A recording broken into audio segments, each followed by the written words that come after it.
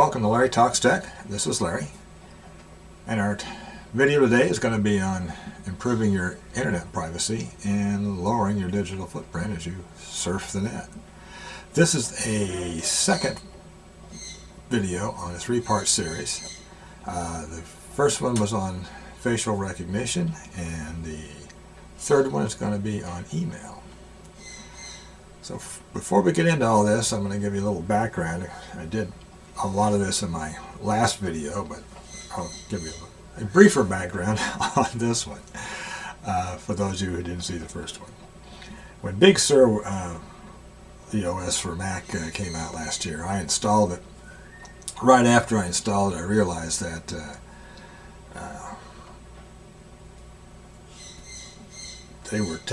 Apple was taking lots of information.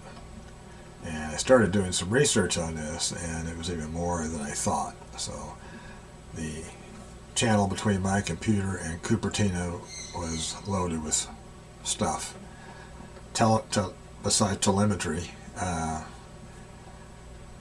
just general information about things that I do, programs I open, when I open them, programs I close, when I close them, and on and on and on. Was a concern. So I started looking at and doing some research on Microsoft. They were doing pretty much the same thing. Google, of course, does it on different areas, but they are grabbing lots of information as well. Algorithms combing your emails, for example.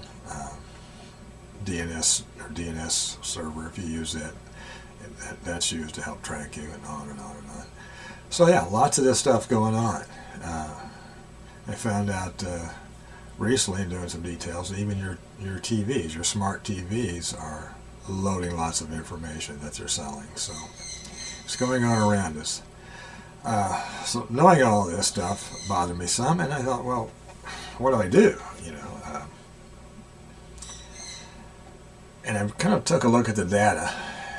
And it kind of breaks it out in three different areas. Okay, the first is stuff they already have. I mean, I can't do a lick of anything with what they own. The second is that I really don't care that they know. I mean, I drive a German car. Okay, that's going to kill me if someone knows that. You could see me doing that. I like the Game of Thrones. Okay, well, who cares? So that's not a big deal, and so on. So there's a lot of stuff there that they want to take it. The final thing, though, is information that I think should be private. I don't think they need to know when I talk to my lawyer. I don't think they need to know when I talk to a doctor. I don't think they should have access to my medical information, even the tiniest bit. That's none of their business. Well, if I talk to friends, business associates, those topics of conversation don't need to be scrutinized, okay? So I don't like that. So then what do? Well, what I did was spend almost a year trying different things and looking at things sort of out of the box. I mean, there's no silver bullet here or smoking gun, not a plug-in you can you can use. So now I safe a cone of silence to go around me or something that keeps me safe. So I came up with 10 things that I do currently now, and that's what I'm going to be sharing with you in this video. But before I go any further, there is one thing that I think you should see. There's a video that was URL that I am going to put on this site. I mean, on this video, and actually it'll be there right after this intro, from Ron Braxman. It's called, the video is called Big Tech Fairy Tales. And in this video, Mr. Braxman really lays out far more eloquently and far more detail and more skillfully than I've got on this whole topic. He goes through information collection and tracking that big tech does, and breaks it down and lets you know where we are, kind of where we are today, and where it's going. And where it's going is should be really cause of concern for all of us. They say absolute power corrupts absolutely, and Voltaire, I guess, whoever. But the thing is, big tech has lots of power and is, for the most part, unregulated. So that's scary in itself. So you have that much information, and it's scary itself. So understand that they're collecting data on you personally. They're aggregating and selling the aggregate data, which isn't so bad because they can't relate back to you, but they're also selling your data specific to you, and that's another story. All right. So anyway, Mr. Braxman goes through this discussion really well, and so it's worth viewing, and I'll attach that to this video if you're interested in seeing it.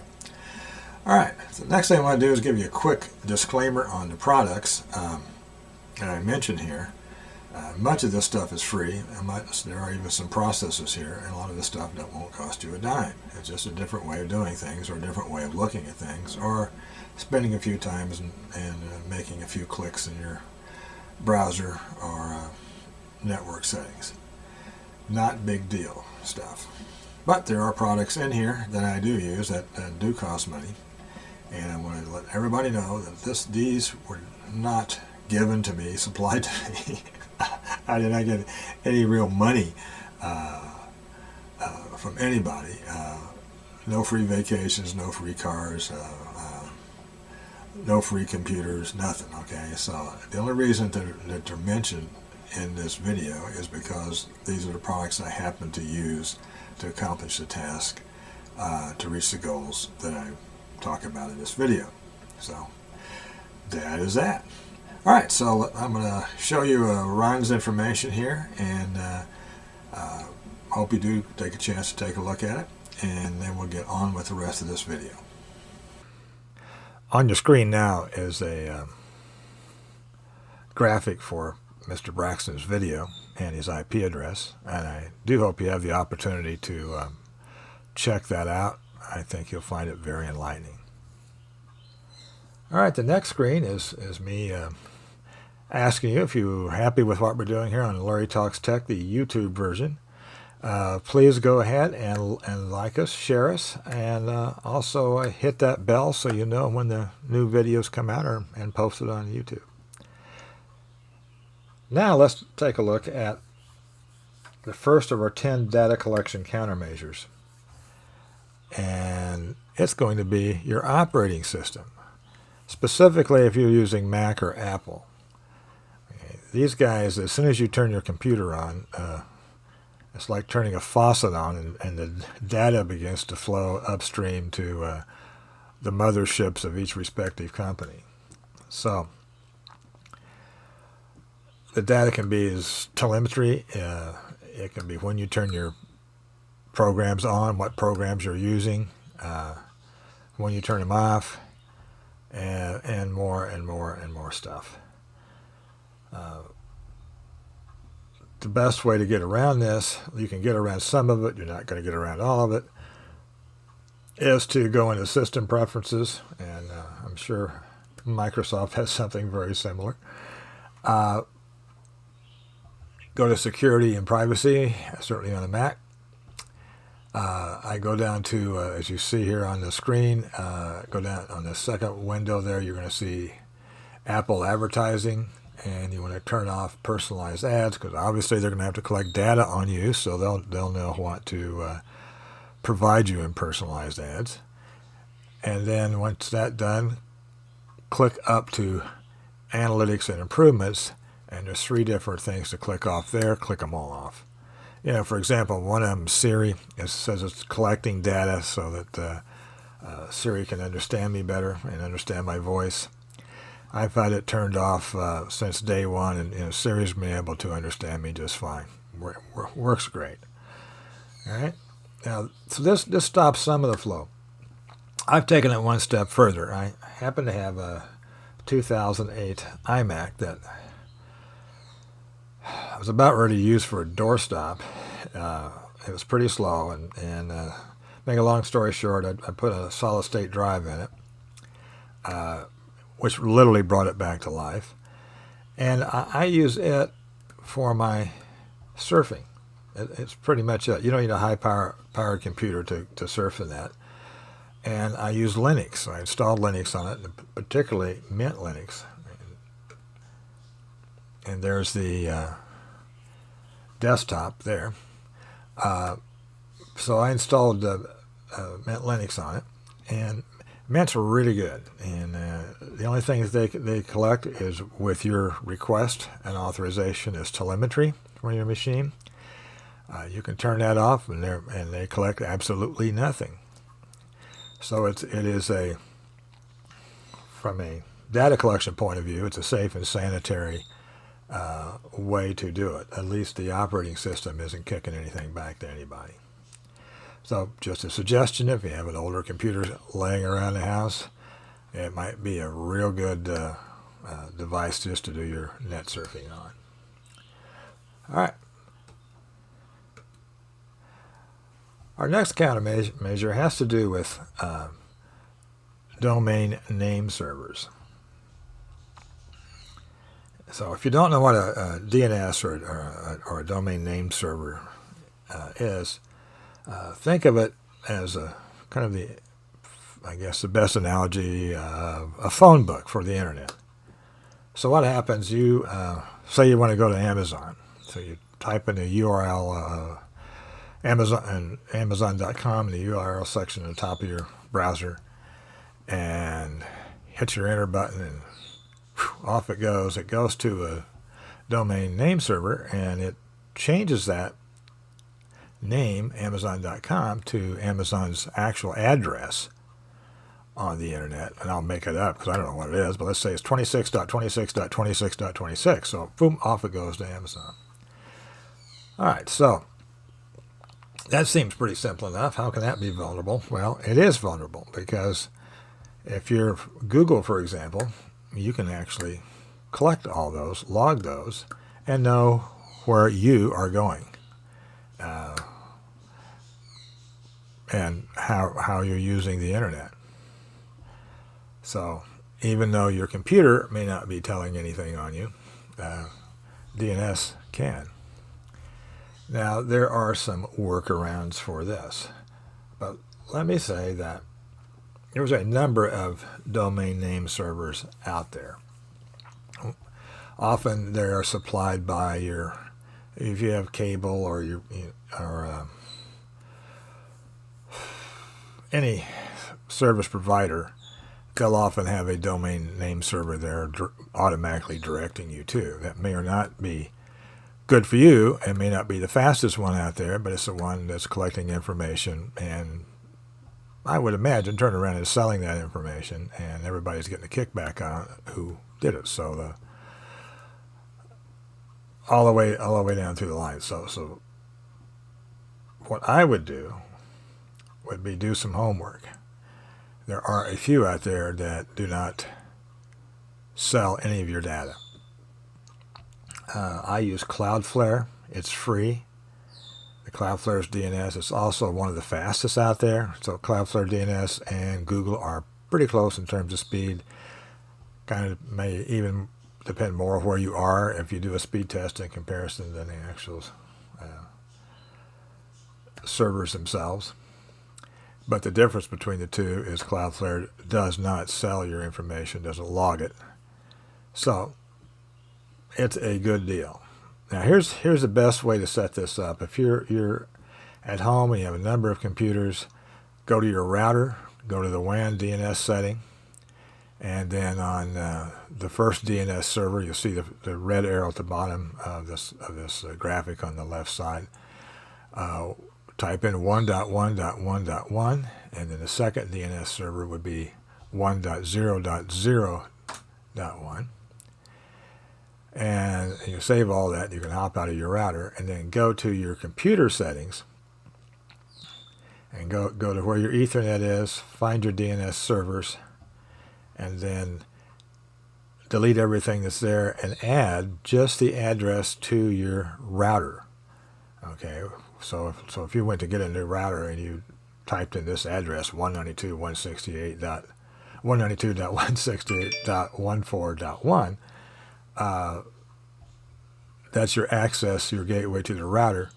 then type that in there. So now, every time your computer is going to the internet, it's going to go directly to your router, and then it's going to use those settings that you put in the router. This is handy, so let's say something happens with Cloudflare and they're down, or all of a sudden they have changed their business model and decide to sell some of your information, and you want to go someplace else. Then all you have to do is just change those router settings rather than changing every individual computer setting. So you just change the settings on the router to what your new DNS server is going to be, and you're done. Your computers automatically go there. And again, Cloudflare is a free service. So I highly recommend it. I've been using it for a long time. So far we've been talking about some vulnerabilities in using your operating system and domain name servers. So now let's talk about a tool, virtual private network. And for me, the jury is kind of still out on the value of these guys. Let me start off first. Let's explain exactly what this is. A VPN encrypts all network traffic between your device and the VPN provider, and at the end it gives you a different IP address coming out. So that's the good stuff. So it's kind of hard to track. If you start off with one IP address, you end up with another, and the data is encrypted. so it's on the surface that looks pretty secure, but nothing's perfect. And here are some of the disadvantages of a VPN. Some VPNs may actually slow your connection speed down considerably. All right, I mean 30%, 40%. I find this mostly with VPNs where you're using their application. You would download an app for a specific VPN. I think it's because it's more broader in the things that you can do with that app. However, if you download just the browser plugin for that VPN, which most of them have, the browser plugin maintains your speed, internet connection speed pretty well. So I would take a look at the apps, see what they do. If you decide to use a VPN, I would weigh using an app versus your browser plugin for that particular VPN. Now, you could also be blocked from some websites because you're using a VPN. I have this a lot. I think it's more prevalent with the lesser expensive VPNs than the ones that are more expensive. So here's the deal. Let's say a VPN only has a limited number of IP addresses they're going to be using. And at any given point in time, numerous people could be using the same IP address. The guy on the other end, let's say it's Netflix, they get, within a 3-hour period, they get 500 hits from the same IP address. They don't know if that's a VPN or a DOS attack. So they're likely just to shut off the VPN. I think that VPN IP address. So I think that happens a lot. And again, with the lesser expensive ones, the number of IP addresses isn't as numerous. so you're going to have some problems, and I've experienced those. You might also find that in some countries, if you're traveling, the VPN itself is illegal. So I would, if you do any travel abroad, especially if you're traveling into China, North Korea, some of those wonderful places, you might have a problem, okay, using that VPN. All right, now there's also no real way to tell. They say they're encrypted, but there's no real way to tell how good that encryption is, how strong it is, and how easy that encryption is to break.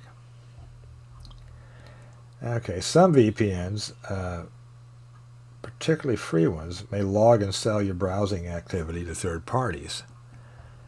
So if they're doing that, it almost defeats the purpose of having a VPN in the first place. Also, some of the paid ones, just recently, several of them were caught. Though they advertised they didn't sell it, they were actually caught selling the information. I mean, it's a lot of money they can make off of this. So, anytime someone can make a lot of money off of something, their business model might change abruptly. So, you could also experience some breaks in the connection. I've had that. Where some people might feel a false sense of security of using a VPN. I can tell you nothing's perfect, and I've already given some ways where a VPN might be just as bad as not having one. And which is really the last issue here. Some VPNs could be worse than using them, could be worse than having no VPN at all. So I would say if you're going to choose to use a VPN, I would really do my homework on which one I went after. To me, choosing a VPN is almost like buying a used car, and I have to be real careful. One of the better ones, and again, I'm not getting any kickback from these guys, but I've used it, is Nord. The reason I don't use it is it's pretty expensive. I don't travel as much anymore, which is another issue we'll get into in a moment. But Nord's pretty good, and it'd be worth checking out. If it works in your budget, that might be a good solution. But I do my homework. The other thing is, if you travel at home, I don't know how necessary a VPN is, but certainly if you travel, that extra layer of security would be really good to have. You're in a hotel, you're in a coffee shop someplace, you got your laptop with you, your iPhone or something, you're hooked up to Wi-Fi. You want to make sure nobody's tapping into that. So the free Wi-Fi is also they're free, so they're easy to access, easy to get into, and easy to get you in some trouble. So if you travel, I would take a look at it. I think a VPN is something that you need to give some thought to. I would not just jump into that without some searching. All right, our next area is on search engines. Google's kind of there's Google, Yahoo. There's a number, Bing. There's a number of different search engines out there. I imagine all three I just mentioned are collecting data and providing information to advertisers from your searches and what you're searching for in one way or another. However, there are some folks who have search engines that don't do anything. They're not besides searching. They're not providing advertisers any info at all. And the most popular one of those is DuckDuckGo, and the new one that hit the market that I like a lot is Brave. So, and here I shamelessly show a search for Larry Talks Tech on the Brave search engine here. So, one thing about these guys, if you're searching for a topic, and I'll use a term, it's my kind of catchword, doing a deep dive into that, when you're doing a lot of research, Google might be your best choice. If your topic's pretty general, you're not digging really deep into it, DuckDuckGo and Brave are fine. If you're trying to get a lot of information, often Google is your best choice. I use them both. Okay, so I have one browser that I use when I use Google, I have one browser, and that's all I use it for, is doing Google searches and anything I have to do with Google for websites and things like that. Because right now is a good point to mention this while we're trying to not be tracked. Once you log into something, you're like a submarine at some point in time. You're moving around, you're not being tracked, and all of a sudden you log in. That's like coming to the top of the water, and everybody's got you. So if I know I'm going to come to the top of the water because I'm checking Google for web searches and things like that, or my websites, information on them, I just go ahead and just use Google, and I don't mess with my other websites or other search engines and browsers. Okay. And speaking of browsers, this is our fifth countermeasure. And the big thing with browsers is tracking. Facebook was doing this, and they appear to still now be doing this. Once you get on Facebook, they give you a cookie, and then wherever you're going, Facebook's tracking you. Okay, it's selling that information. So once you leave Facebook, you haven't totally left. And there's a number of instances of that stuff still going on. And let's don't kid ourselves. The browsers are, and you'll hear from Safari and Apple and Google and so on. The browsers are working on their security and this cross-linking. They're doing away with that. Don't think for 1 minute that Google, Apple, and Microsoft, with their browser, Google, Apple, and Microsoft aren't still tracking you. All right, they're just cutting out the third-party vendors, and third-party vendors now have to get their information, a lot of their advertising information, not from cookies like they have been, but they're getting it directly from Google, Apple, and Microsoft. So you're still being tracked. It's just the players are just shuffling around a bit. Okay, so there are a number of different browsers out there that give you some more security and privacy when you use them. Brave is my favorite. It's based on Google Chrome, but the only thing that's left of Google Chrome is the engine. Okay, they have done a lot of modification to it. Okay, so it's kind of a de-Googled Google Chrome, if you will. Here on this first screen, you see the pieces that make up Brave. I think it's excellent. You can go to brave.com and check it out. Make a decision for yourself. It's very fast. I can't tell any difference in speed from Brave and Google or Safari. Okay, to me they're all equally as fast, or Firefox for that matter, because most everybody is based off the Google engine to begin with.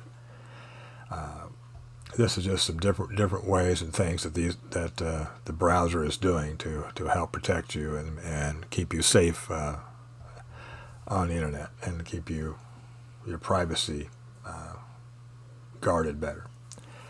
And they have a pretty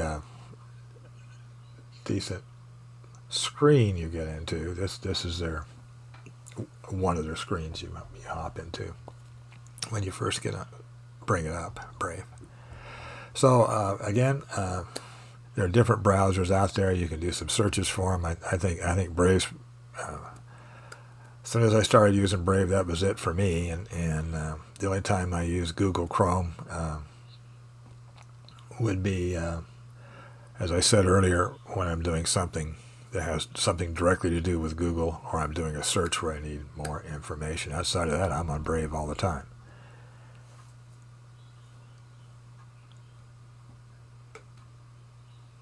Okay, now our sixth countermeasure is on plugins.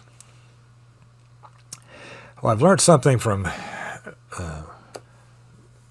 developing and administering websites over the years, and plugins are great, and they're also there's a plus and a minus, a yin and a yang to them. They can also provide vulnerabilities to your system. They're often not kept up to date as your main core system is changing, whether it's on a website or your browser. The plugin may not be up to date. It may not work right. So I try to use plugins as little as possible. My Brave browser will have of all things, a VPN plugin when I decide to use it. And it has this one called Privacy Badger. So you can do a search for Privacy Badger. I show you two screens for it here. This really donationware. It's free. And it's pretty slick. And it's basically, sole purpose is that you've checked off in your browser that you don't want to be tracked or to be asked if you're tracked. And what Privacy Badger does is check all the headers and blocks people who are still cross-tracking. So you see here, this is a setup, and then the first page gives you the general idea of what they're doing. The second one says, looky here, there's one potential tracker being blocked, and it's accounts.google.com, so it's cross-tracking. So surprise. They're not, if you have it turned off in your browser, and yet there they are. So I use Privacy Badger, and that's the only, and that one and a password program is the only one. Plugin is the only one that I use in my browsers.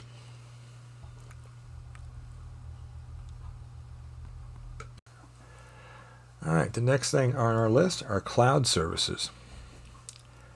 I'm kind of on the juries are still out mode with cloud services. I can see where they are a benefit because they're easy to use, easy to set up, easy to get your information to. Downside, of course, is if you have a lot of information, it's pretty slow getting it up there. I'm putting a few terabytes up there would take you a while over the internet. The other downside, much like VPNs,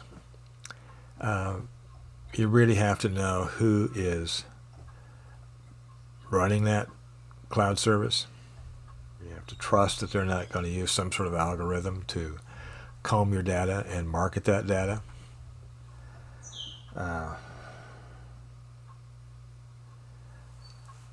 So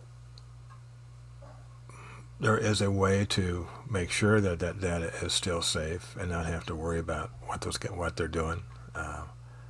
Before I get into it, I mean, I say that wow, this data is secured by 256 AES military-grade encryption.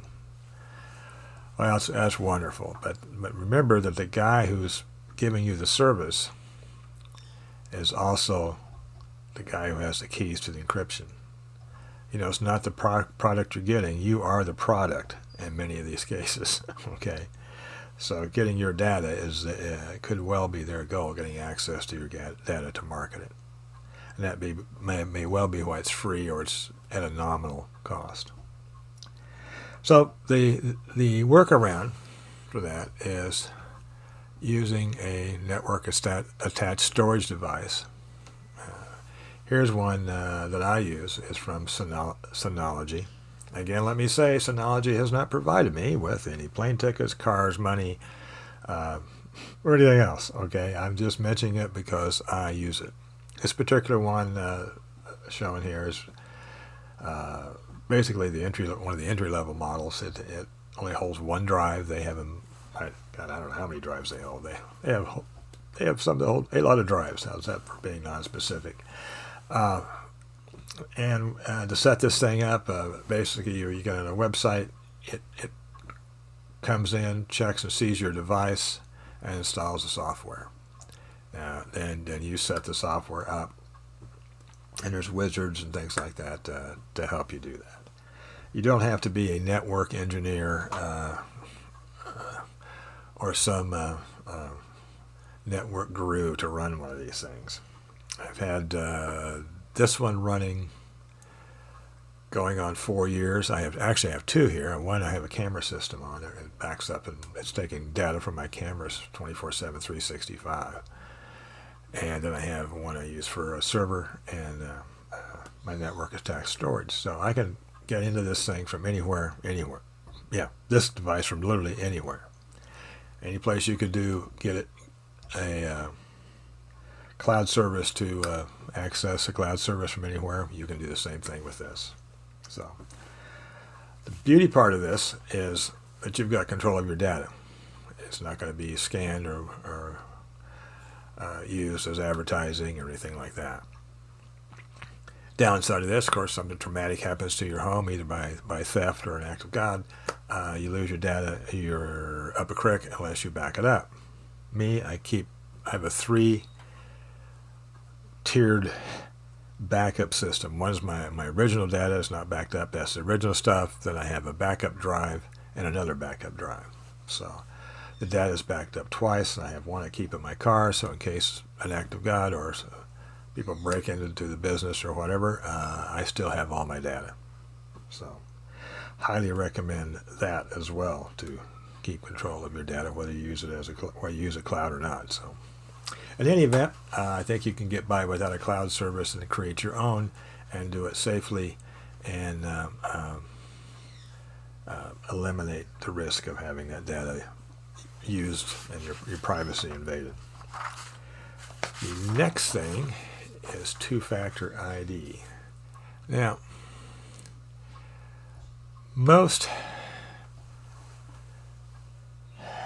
websites now, or a lot of them, wish I could say most, a lot of them offer two-factor ID. So basically, you're still using your username and password, and then you're supplying an ID probably from some authenticator program on your device. A window comes up, you enter the little passcode, and then you're in. So that is really a pretty safe way to do it. I've taken mine to the next level where I'm using a device called YubiKey, and of course, as in Synology and the rest of these brands that I'm talking about, they have not sent me anything, cars, booze, trips, magazines, anything. They haven't sent me nothing. I'm just putting it on here because I use it. And this guy, you're still entering your username and password on some websites, depending upon the website. All you have to do then is you're prompted to insert the key. Insert the key, and where you see the little Y there in the center of the key, you press that, and you're in. And that's it. All right, so that's pretty secure. So in other words, you have to have your cell phone and your key to be able to access your websites. They can have your password. They still have to have this. So that makes a pretty safe situation. The other way this works is that it is through an authenticator, but the authenticator doesn't start up until you insert this key into a USB drive, or you can set it on the back of your cell phone, and with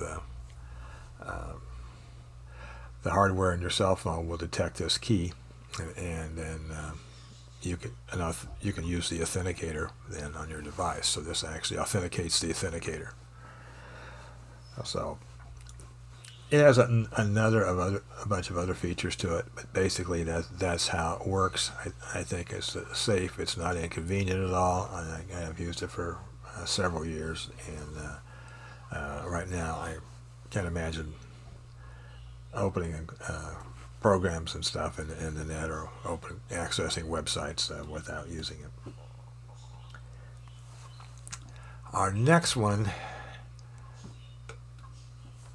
Number 9 is the Onion Router Protocol, or as you hear, Tor. So Tor is pretty cool. You have to use a Tor browser to use Tor. It's just configured to use to get Tor kicked off and get into the network. And basically, Core, and it's really beyond the scope of this to go into the inner workings of Tor, but basically you're going to go through 3 separate computers, we'll call them nodes, and you go through 3 of those. You pop out on the other side, and you're going to have an entirely different IP address, and probably will be from a different country when it comes out. So here's one I did as an example using Tor. Now the neat thing about Tor is that this guy is also on the Tor. It's also on the Brave browser. It has its own page, a Tor browser built into it, or you can go to torproject.org and download a browser. So either way, you can see here I am on the Brave browser, and it's on the private with Tor. There's the first red arrow there on your right side. And you see where I come out. I come out in Luxembourg, okay, and that's not Tennessee or Kentucky. That's another country. So we're way away. So the good news is, of course, it's very hard to traffic you when your IP address has you halfway around the world. And you can say, well, a VPN can do that. Well, yeah, you come out with a different IP address, but that's a block of IP addresses from the VPN server. That's not a random amount as there is in Tor. So Tor has much more security that way, and much more harder to identify you. It can be done, and if someone really wants to spend the money, by gosh, they can do it. But I mean, you have to really want to do it, and I don't know that me shopping on Amazon from Luxembourg is going to be worth somebody spending the time and money to determine that. So I imagine most of us fall in that category. Or if you're having to be a spy or something, it might be a whole different story. In any event, Tor is efficient, much faster than it used to be. There's much more nodes. People volunteer access to their computers to serve as nodes, and there's a bunch of them all around the world. So it has sped up a lot. I would say it's noticeably slower than your normal internet connections, but it's not slower to the point where, how do I use this thing? All right. Now I saved the most secure for last, and that is Tails. Well, Tails is a unique little guy. First of all, it's a complete, fully featured Debian Linux distribution. And it's configured specifically for user anonymity and to circumvent censorship. So initially this thing was developed for writers who might be in countries, physically in a country where they're writing about something the government did there. That may not be particularly complimentary to that government, and in some places the effect of criticizing a government can get you in a world of trouble. So this was designed to let data flow and not keep any real data on the system other than what you absolutely need. And the thing includes a Tor browser with uBlock and an ad blocker. It uses Thunderbird for encrypted emails. It uses KeePassXC to create strong passwords and use them. LibreOffice Suite, Onion Share to share files over Tor, and much more. To prevent any mistakes, applications are blocked automatically if they do not try to connect to the internet without Tor. or rather if they try to connect to the internet without Tor. And everything in an area called persistent storage is encrypted automatically. So there's one space where you can keep things on this drive.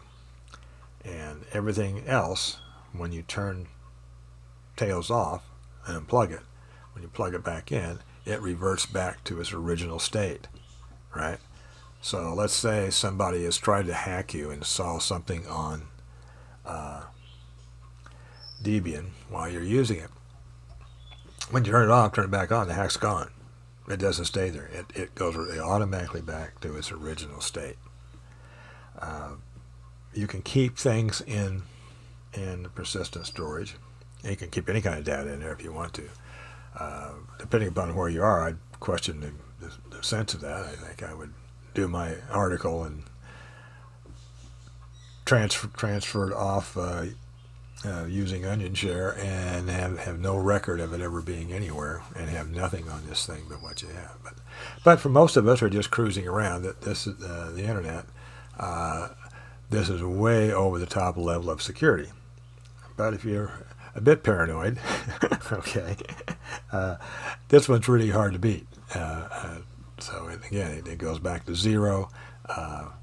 You can add programs and stuff to it, but realizing every time you turn it back on again, you're going to have to re-add those same programs because it turns itself back to its original state. So this is by far the most secure way right now to travel on the internet. Now, the downside of this little guy is it's going to be slow. The whole thing is going to be slow. It's on a USB drive. I mean, it's not on an SSD. You can put it on a DVD if you want.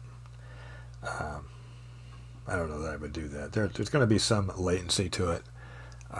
Again, pretty much like Tor itself. It's not something that is any more extreme than slightly uncomfortable. Okay, I don't think it's a bad thing. If you weigh the safety involved with it, it's definitely the best way to go if you need to go that way. So that's the most safest way to travel on that right there. All right, folks. Well, this is all of those 10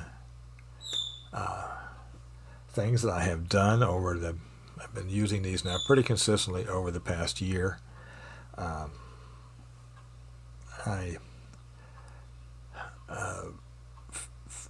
feel more comfortable on the net using these guys. I feel like I have a little bit more control over my data. I don't feel that Big Brother, though he may be watching, he's not getting everything he wants. And he does, and there's a lot of things that go by he doesn't see.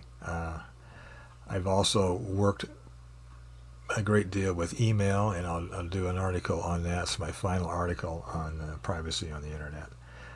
It'll be coming up soon. But I would try these and let me know what you think. If you have other ways to do this, I'm not saying that this is everything. I know I tried a whole bunch of stuff. I went down a lot of rabbit holes and trying to come up with these 10 items, but I am sure there are other ways to go around some of the things, and also better ways to do them. So please share those on with us here and in the comment section, and let me know and let us all know. And who knows what we'll come up with. It sounds like a good starting point anyway. Thanks for stopping by today, and don't forget to like us and share us, okay, and hit that bell.